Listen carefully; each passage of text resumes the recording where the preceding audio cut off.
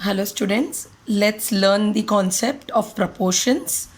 So in proportions is divided into two parts, direct proportion, inverse proportion. Right now we will talk about direct proportion. So here in this question they have said that y is directly proportional to x. If y is equal to 20, find, and x is equal to 5, find y if x is equal to 15. Okay, y is directly proportional to x. So y is directly proportional to x. Okay, this is the directly proportional sign. So here I will replace this sign with kx. So y is equal to kx. This k remains always constant. Now they have said y is equal to 20. So here in this equation we will replace y is equal to 20, x is equal to 5. So 20 is equal to k5. So on the basis of this we have to find k. So multiplication when goes on another side becomes division. So 20 divided by 5 is equal to k. So k is equal to 4. So now I know that k is equal to 4.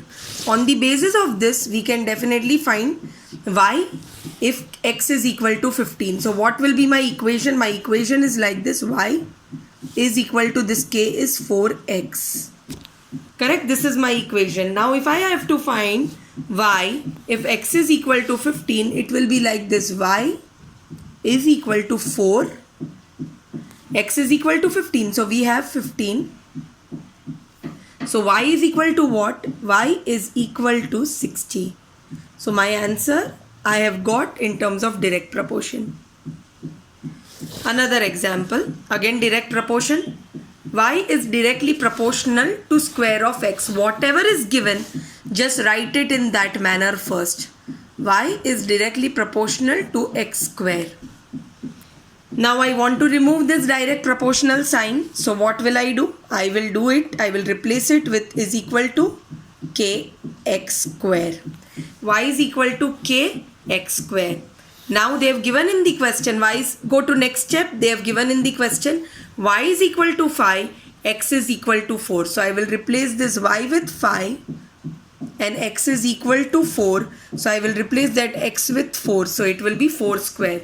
So 5 is equal to k4 square.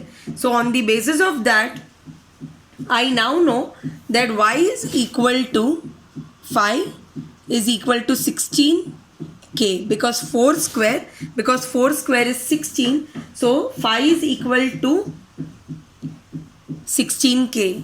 So y is equal to 5 over 16. You can directly do this on your calculator. Not y. This k is equal to 5 over 16, because between 16 and k no sign means multiplication. I want to find k. So k on one side, numbers on another side. Multiplication when goes on another side becomes division. So k is equal to 5 over 16. Sorry, I have written it wrong. I will just erase this. K is equal to 5 over 16.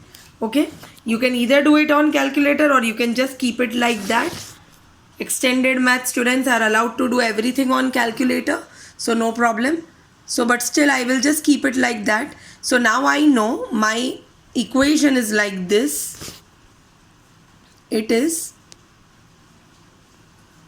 y is equal to k is 5 over 16. This I am replacing here. So y is equal to k I got as 5 over 16. So I have taken that 5 over 16 x square. So now they have said find the value of y when x is equal to 8. So y is equal to 5 over 16, x is 8. So into 8 into 8, because it's x square. So into 8 into 8.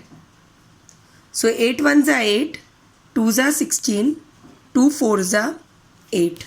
So y is equal to what? Y is equal to 20. Are you all clear? Now let's take another variation. Another variation is y is directly proportional to root of x. Okay. So my equation is y is directly proportional to root of x. So y is equal to k root x. So now y, they have given y is equal to 12, x is equal to 10. So y is equal to 12, x is equal to 10. So always remember, root when goes on another side becomes root of 10, they have said, right? Sorry, this is not, this is 100. It is not 10. Sorry, x is equal to 100. So here root of 100. Here x is equal to 100. So I have taken that as 100. Now 100 is whose square? 100 is 10 square, right? So root of 100 is what? It is 10. So 12 is equal to 10k. So k is what? It is 12 over 10. Just keep this like this. K is equal to 12 over 10. Let us take this in our equation now. So y is equal to k. Here y is equal to k root x. I will replace this k with 12 over 10. So it is 12 over 10 root of x. Now what they have said, y is equal to 36. We have to find x. So y is equal to 36. Correct? So I have to find root x. I will take this on another side. D for denominator, D for division. When goes on another side becomes multiplication. So 36 multiplied by 10. And this numerator when goes on another side becomes denominator or division. So 12 3s are 36. So 3 times 10 is equal to 30 is equal to root of x. Now remember one thing. I don't want to find root of x. I have to find x. So root when goes on another side becomes square. Square when goes on another side becomes root. So here root is going on another side. It becomes square. So 30 square. So x is equal to, this root has gone on another side. So it has become square. So x is equal to 30 square. So 30 multiplied by 30. So x is equal to 900. Are you all with me, kids? So remember one thing, square when goes on another side becomes root. Root when goes on another side becomes square. Cube when goes on another side becomes cube root. Cube root when goes on another side becomes cube. Okay. So here another example. Now we will talk about inverse proportion. Y is inversely proportionate to x square. This is inverse proportionate. So y is inversely proportionate to x square. So how will I present it? I will present it like this.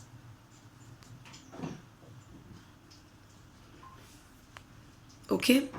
I will replace this sign with equal to and this 1 with k. Correct? So now in the question what they have given, y is equal to 3, x is equal to 2. So let's replace this with 3. I have to find k. X is equal to 2. So 2 square. Right? It is same like direct proportional. Only thing equation changes out here because it is inversely proportional. So here inverse will be represented like this, 1 over x square. Now same thing. 2 square is 4. So 3 multiplied by 4 is equal to k. So k is equal to 12. So as inversely proportional, I will represent here this like this. Y is equal to, I will replace this k with 12. Now what they have given in the question, when x is equal to 4, find y. So here x is equal to 4 and we have to find y. So 12, 4, x is equal to 4. So 4 square is equal to 16. So y is equal to 12 over 16. And when you will do that on calculator, you can do like this also. You can directly do on calculator also.